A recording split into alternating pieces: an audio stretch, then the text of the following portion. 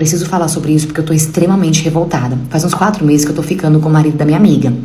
E na verdade eu nem sei como que isso aconteceu, porque a gente nunca olhou assim com interesse um pro outro. Eu nunca olhei pra ele contra os olhos, ele também não.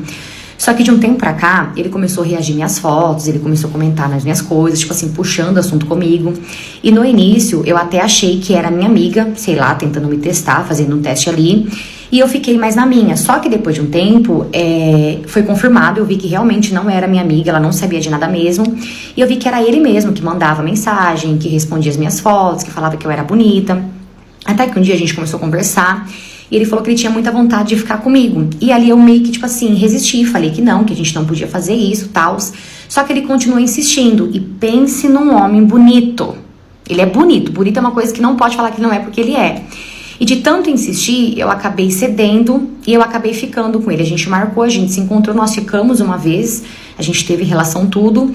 E depois desse dia a gente não parou mais.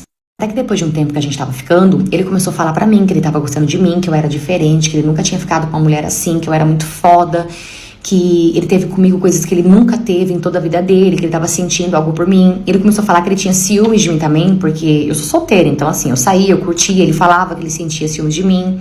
E aos poucos, eu comecei a corresponder esse sentimento dele. Eu comecei a gostar dele também. Eu falava pra ele, olha, eu também tô gostando de você.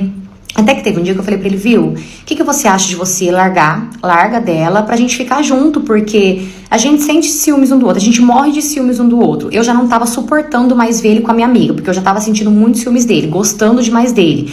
Falei assim, a gente se gosta e a gente quer ficar junto, não tem nada que, tipo assim, peça. Falei, larga dela pra você poder ficar comigo. E toda vez que eu falava pra ele largar dela, ele sempre falava que ele tava pensando num jeito, numa forma pra não magoar ela, mas que ele realmente queria largar dela, que ele tava pensando numa forma.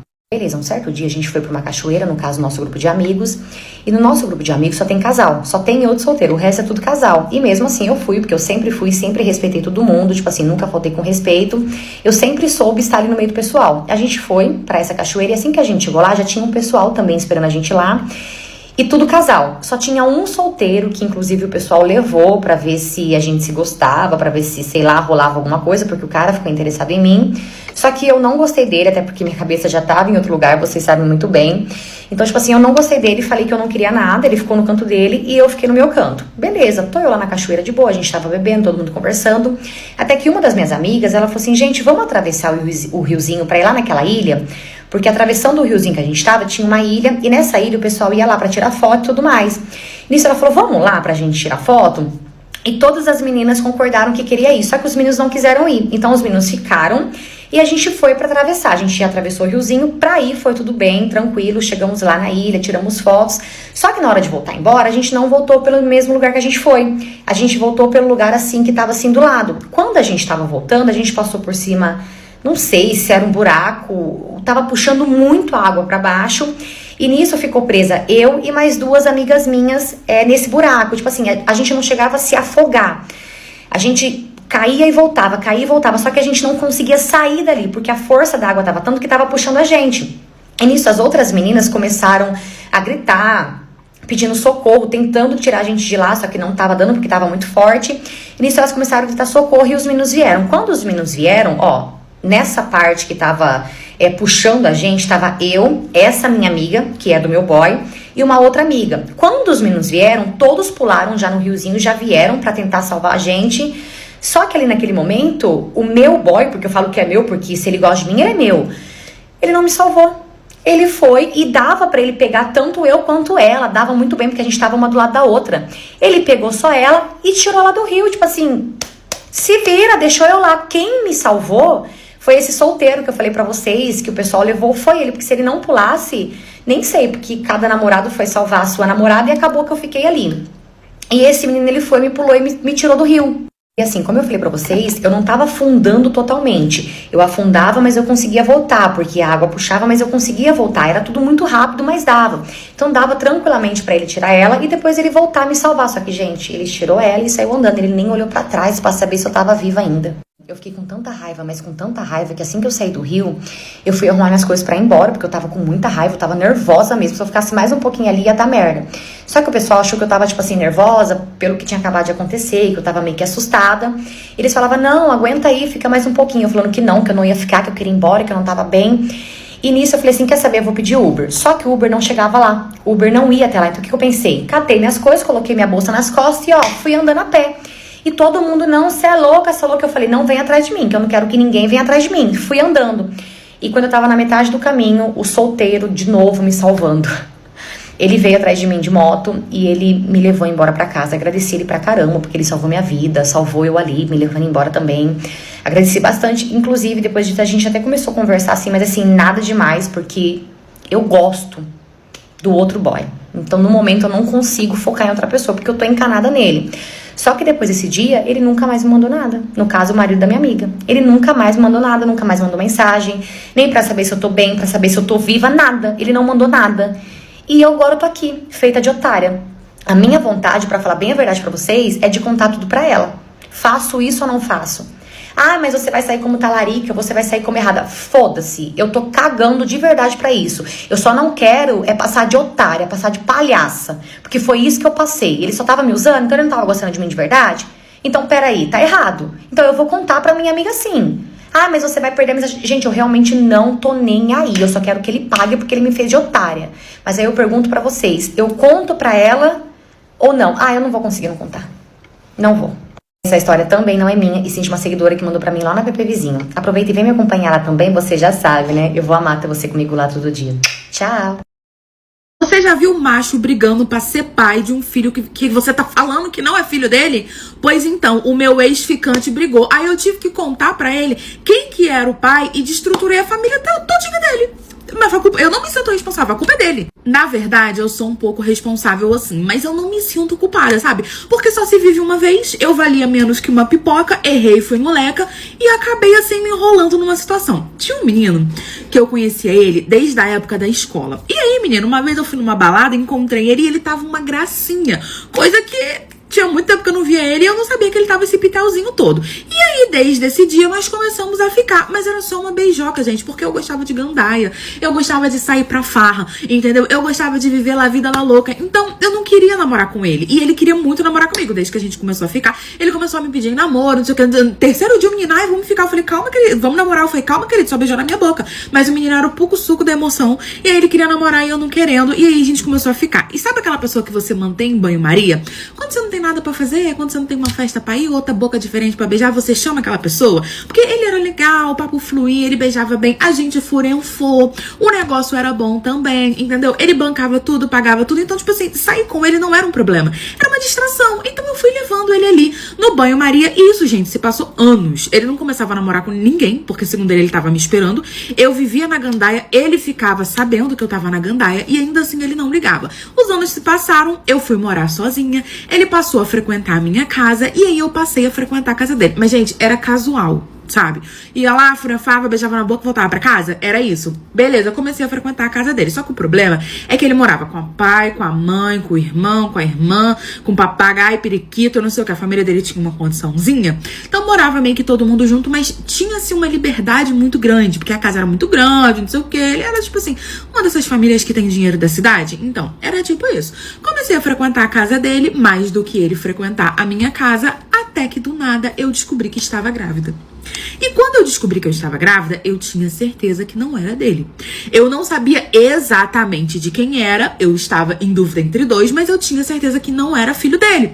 Então o que eu fiz? Eu falei, vou fazer a Shakira, vou fazer a louca, vou dar um chá de sumiço e vou fingir que nada aconteceu e só não vou mais responder ele. E assim eu fiz, dei um gelo, não respondia as mensagens dele, ele ligava, eu não atendia, ele ia na porta da minha casa, me escondia debaixo da cama, fingia que nada estava acontecendo. Só que a gente morava próximo, né? E aí eu sabia que um dia ia acontecer dele me encontrar na rua, sabe? E eu já estava conversando com os prováveis pais do meu filho, pra gente poder fazer um teste de DNA e ver de quem era a criança, não sei o que, mas de qualquer forma, os dois estavam cientes e estavam me ajudando, né? Mas até então, um não sabia do outro e não sabia que eu tava recebendo essa ajuda do um do outro, mas a gente tava planejando pra poder fazer o teste de gravidez, de paternidade pra saber quem era o pai. Eu tava planejando com um e com o outro, né? Aí ambos não sabiam.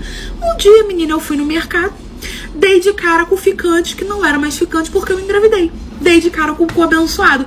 Gente, eu já tava com a barriga grande, e quando ele viu a barriga, ele fez o show da Xuxa.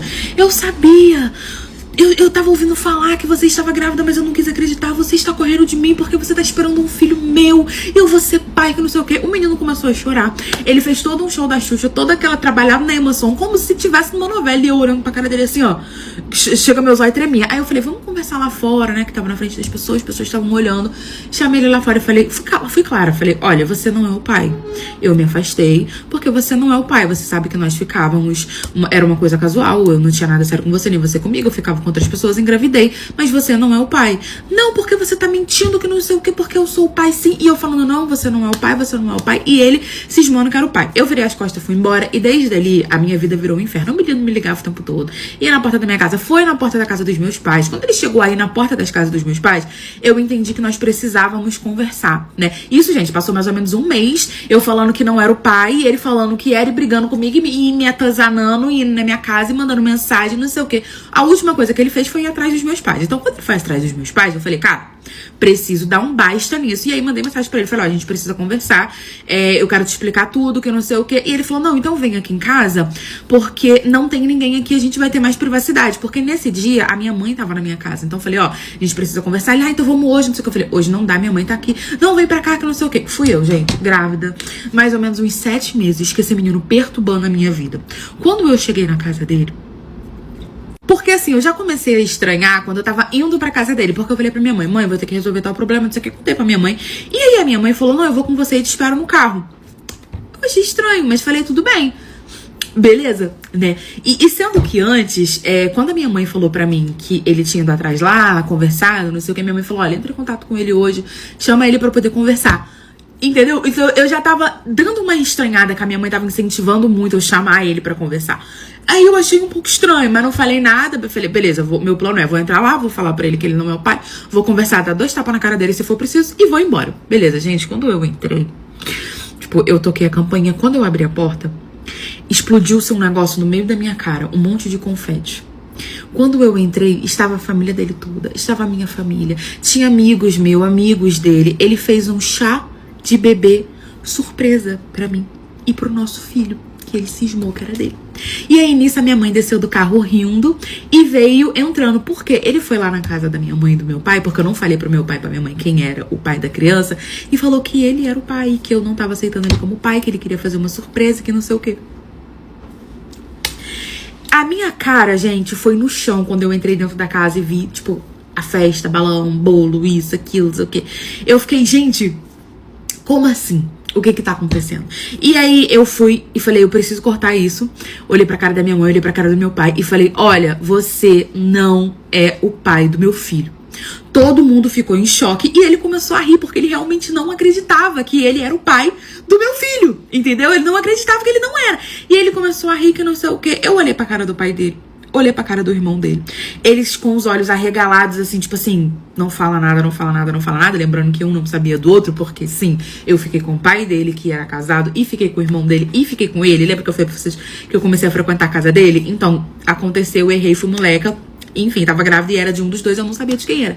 Só que eu perdi minha paciência e falei, eu não vou ficar aturando isso, esse menino não aceita que não é o pai. Eu falei na frente de todo mundo, olha, você não é o pai, porque eu estou em dúvida entre o seu irmão e o seu pai. Um deles são os pais do meu filho, porque eu acabei franfando com os dois, estou grávida e nós vamos fazer testes de DNA. Na mesma hora, um irmão olhou pra cara do outro, que olhou pra cara do pai, que olhou pra cara do outro pai. Eles não sabiam um do outro, tipo, os dois, o pai e o irmão sabiam que eu ficava com ele, mas não sabia que eu ficava com os dois também. Então, eles estavam traindo o irmão que achava que era o pai, mas os dois não sabiam. E aí virou aquela confusão, a mãe dela falou, o quê?